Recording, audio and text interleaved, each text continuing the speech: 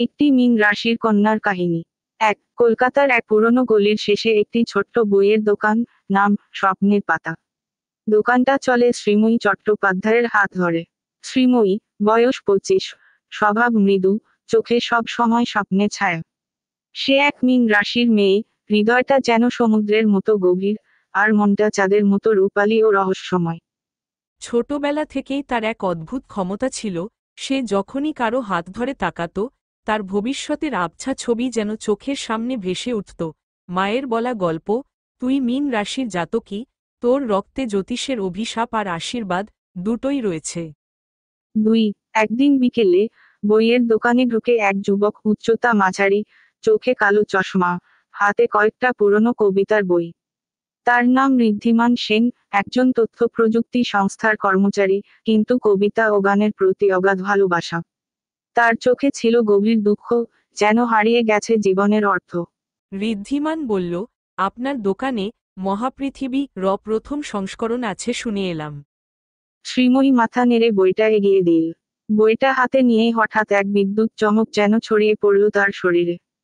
তার চোখের সামনে ভেসে উঠল একটা ট্রেন জার্নি, ঝুম বৃষ্টি, কারো হাত ছুঁয়ে থাকা, আর তারপর ধোয়ার মতো মিলিয়ে যাওয়া এক ছায়ামূর্তি। সে থমকে গেল, এই প্রথম নিজের ভবিষ্যৎ দেখল। 3 এরপর ঋদ্ধিমান প্রায় প্রতিদিন আসত বইয়ের দোকানে। দুজনের মধ্যে জমে উঠল গভীর বন্ধুত্ব। একদিন শ্রীময়ী সাহস করে বলল, তুমি কি বিশ্বাস করো, রাশিচক্র আমাদের জীবনের পথে দিশা দেখায়? ঋদ্ধিমান হাসল, আমি সব বিশ্বাস করি, যদি সেটা তুমি বলো। তবে শ্রীময়ী জানত, কিছু একটা অমঙ্গল আসছে। তার স্বপ্নে বারবার দেখা যাচ্ছিল এক পুরনো কাঁচভাঙা স্টেশনের ছবি, ঝড়, আর ঋদ্ধিমানের একটা কালো রক্তাক্ত হাত। 4 একদিন হঠাৎ ঋদ্ধিমান নিখোঁজ হয়ে গেল, ফোন বন্ধ, অফিসেও অনুপস্থিত। শ্রীময়ী ক্রমশ ভেঙে পড়ল, পাগলের মতো খুঁজতে শুরু করল তাকে। এক জ্যোতিষীর পরামর্শে গেল সে, যিনি শুধু জন্মপত্র দেখে বললেন, তোমার জন্মক্ষণে বৃহস্পতি দ্বাদশ ভবনে ছিল। তোমার প্রেম ভাগ্যকে মুক্ত করবে, কিন্তু তার আগে তোমার ত্যাগ চাইবে। মনে রেখো, জল সব দুঃখ ধুয়ে নেয়, যদি তুমি তার কাছে পৌঁছাতে পারো সময় মতো।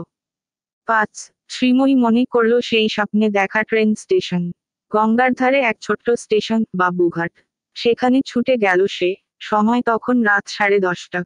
আর ঠিক সেই সময়ই ঝড়ের মধ্যে একটা ট্রেন ঢুকল প্ল্যাটফর্মে। একটি স্ট্রেচারে শুয়ে আছেন ঋদ্ধিমান, অজ্ঞান, মাথায় আঘাত, কারা যেন উদ্ধার করেছে ট্রেন দুর্ঘটনার পর। শ্রীময়ী দৌড়ে গিয়ে তার হাত ধরল, এবং আবার চোখের সামনে ফুটে উঠল ভবিষ্যতের সেই ছবি, এবার স্পষ্ট।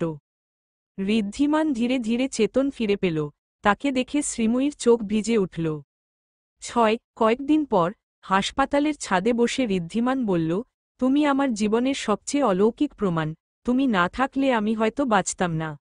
শ্রীময়ী মৃদু হেসে বলল, তোমার ভাগ্য যদি জল হতো, আমি তার প্রবাহ, তুমি তো জানো, আমি মীন রাশির মেয়ে, জলেই আমার আশ্রয়। ঋদ্ধিমান তার হাত ধরে বলল, তবে চলো, আজ থেকে আমরা একসঙ্গে ভাগ্য লিখি, স্বপ্ন দিয়ে। চাঁদের আলোয় সেই রাতে তারা প্রতিজ্ঞা করল, ভাগ্যকে তারা আর ভয় পাবে না, কারণ তারা জানে, ভালোবাসা ভাগ্যকেও বদলে দিতে পারে। গল্পের বার্তা: মীন রাশির জাতক বা জাতিকা হৃদয়ের গভীরতা, স্বপ্ন দেখা এবং আত্মত্যাগের ক্ষমতা দিয়ে জীবনের অন্ধকার সময়ও আলো খুঁজে নিতে পারেন। এই গল্পে শ্রীময়ী ভাগ্য, প্রেম এবং আত্মিক শক্তিকে একত্র করে ভবিষ্যতের পথ বদলে দিয়েছিল, যা প্রতিটি মীন রাশির মানুষের অদৃশ্য শক্তিকে প্রতিফলিত করে।